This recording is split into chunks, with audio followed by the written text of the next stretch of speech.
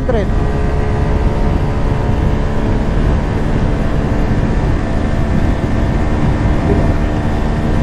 Sagad.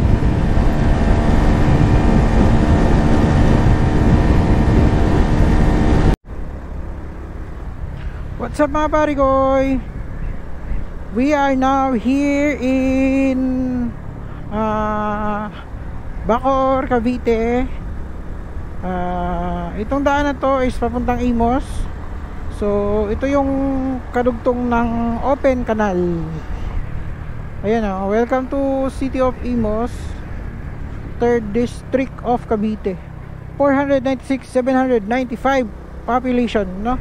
Ang dami din pala, no? Halos 500,000 pala yung tao dito sa Imus, Cavite. Tapos 3rd District pala siya ng Cavite. So ayun, may trivia na naman tayo, no? 495 katao. So malaking city din pala tong Imus, no? So dito na tayo sa Imus. So pag napansin nyo mga pare ko, pag nasa Imus na tayo, ganito yung kanya lang signature na kulay. Yan, blue at saka green, no? Pag nakikita nyo yung posting ganyan na, ibig sabihin nun is nasa Imus na kayo, kasi yun yung signature kulay nila. So pag dito tayo dumaan is bypass to, no? Hindi natin na madadaanan dito yung Dasmariñas, no? Feliz Cafe. Hindi natin madadaanan dito yung Dasmariñas, Cavite, Imus. Diretso na tayo sa General Trias. Kasi yung Dasmariñas is doon sa kabila yon eh. Doon sa kabila. Kabilang way. Pag doon ka naman sa kabila, Dasma na agad, no? Na-skip mo yung Imus doon. Dito naman is mababaybay mo talaga yung Imus. Pero pag nasa National Highway ka dadaan, tulad ng doon sa may Zapote, so mababaybay mo talaga bawat Bacoor, Imus, Dasma, Gentry, no? Kasi ano yun, National Highway yun. Pero pag dito, mai-skip natin yung Dasmariñas. Diretso na tayo ng Imus. Pagkatapos ng Imus is General Trias na agad. So for the third time mga pare ko, tetest natin na naman yung top speed nito, no? Kasi pag nandito ako, maisip ko talaga top speed, kasi maganda talaga yung daan dito pare ko. Pero hindi ko kayo ina-encourage dito na mag top speed, no? Para sa akin lang, kasi kung mag ano man ako ng top speed, no, dito yung pinaka anong lugar ko, kasi masasagad ko siya dito, kasi long way road to eh, straight talaga to. So ito na yung top speed natin. Pangatlong attempt na natin to sa top speed, no? Pagka malagpasan natin yung stoplight na yan, bakbakin natin para ma-hit natin yung pinaka top speed talaga, no? Kasi unang top speed ko 100, pangalawang top speed 108 ba yun? Baka may isasagad pa, no? Kaso ang dumi ng ano natin, ang dumi ng ating dashboard. Para makita nyo, linisan ko lang.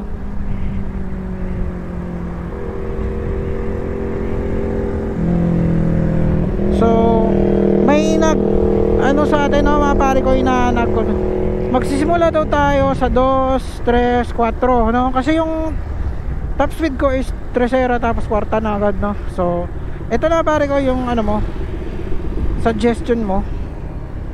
Dito tayo magsisimula sa 2, kasi yung uno ano na yun eh, ugong na yun eh. 3 and 2. So ito, testing the top speed Honda Wave RSX 110 Fi. So ito na mga pare ko, pangatlong top speed natin, 60,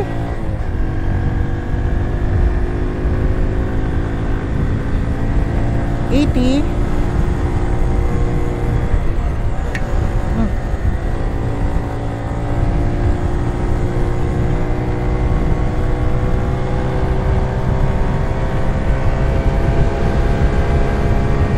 100.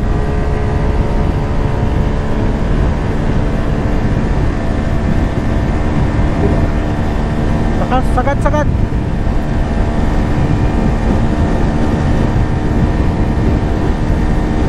Gansyan lang muna mga pare ko.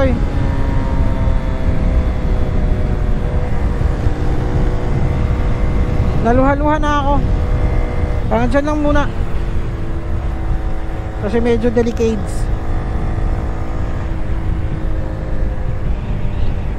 At least na-hit pa rin natin yung 100, no?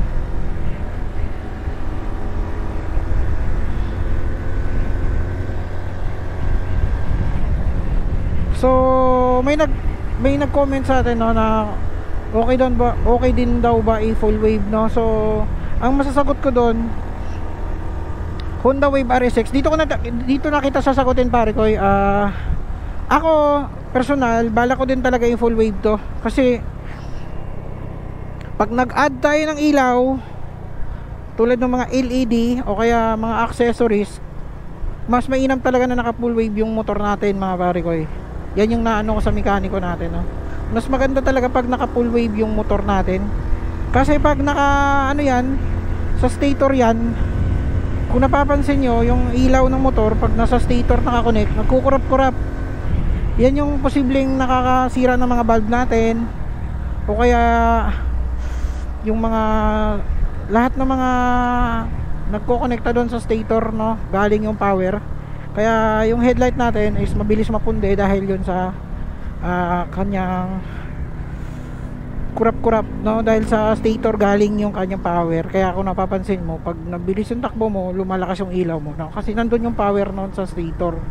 Pag hindi mo binibirit yung throttle mo, mahina yung ilaw mo kasi nga dun yun sa stator. So ako, bala ko din magpa full wave, no?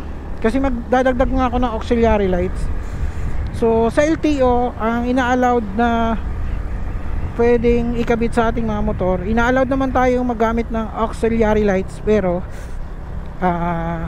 every isang auxiliary lights is may 4 na bulb, no? Wag nang lalagpas doon sa ano, kasi may nakikita ako may 6 bulb, may 8 bulbs pa nga. Ang dami noon. Hindi talaga pwede sa LTO yun, kasi nag-allowed yung LTO is ano lang, 4 lang bawat ano. So overall 8 bulbs yun, no? So para sa akin, kung magdadagdag ako ng auxiliary lights, 2 bulbs nga lang, dalawang bulb lang yun, dalawang LED lang, hindi pala siya bulb, LED. Dalawang LED lang yung ikakabit ko, mga pare ko, na kung napapansin nyo, yung fog lamp at saka white lamp, yun yung ikakabit ko. Kaya mas magandang magpa full wave din tayo bago tayo magkabit ng mga ilaw. So ito yung sagot sa tanong mo, pare ko. Pwede, mas maganda nga siya, kasi full wave na siya, hindi na tayo mahirapan, no? Hindi na siya, kasi pag nagkabit ka ng mga ilaw tapos hindi ka pa full wave, posibleng kukurap-kurap yan yung ilaw mo, na LED man yan o ano man yung inadded mo dun sa motor mo na naka-connect doon sa stator. So magpipitik-pitik talaga yon. Kaya mabilis mapunde, no? Mabilis mapunde kasi kurap-kurap siya, At pag naglagay na kayo ng LED, wala nang problema, no? Kasi naka full wave na kayo. Pwede na kayong maglagay ng LED, no? Pwede na kayong maglagay ng mga additional ilaw. Full wave na kayo. So ayun, mga pare ko, ito yung ano, pare ko, update sa Calax dito sa may Imos, Malagasang.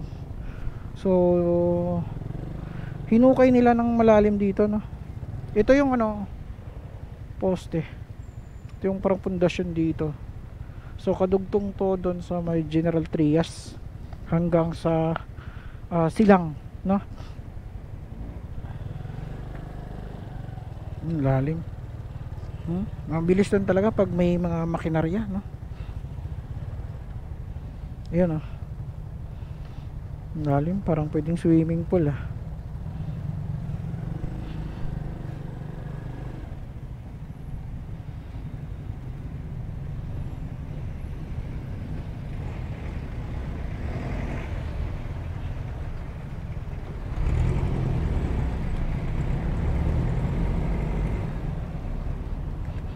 So share knowledge lang tayo, mga pare ko, no? Share lang tayo sa mga natutunan natin At sa mga natutunan nyo, kasi merong kayong alam na hindi ko alam, meron din akong alam na mai-share ko sa inyo, no? Kaya mag-comment lang kayo dyan mga pare ko kung anong magandang gawin. Ito yung kadugtong nun, no? Parang pataas yan eh, pababa tapos taas, or may daanan din sa baba, no? Ito yun. Ito yung nag-iisang gasolinahan dito mga pare ko, Gaso.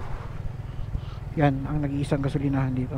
Ano yun, maganda yan pag nagawa na to, kasi walang ano dito eh, walang ibang gasolinahan doon bukod sa Shell doon eh. May Shell doon, no? Pero dito sa gitna, ito yung Gaso.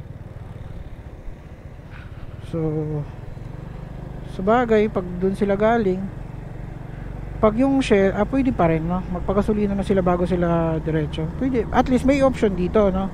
May Gaso, di ba? Pwede ding dito pa lang magpagasolina na sila. Yan lang. So Imos, Cavite, lawak pa dito.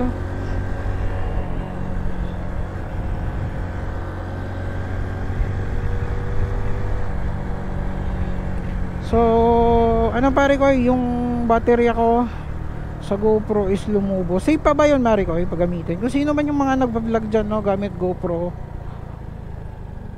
meron kasi akong isang baterya na lumubo, no?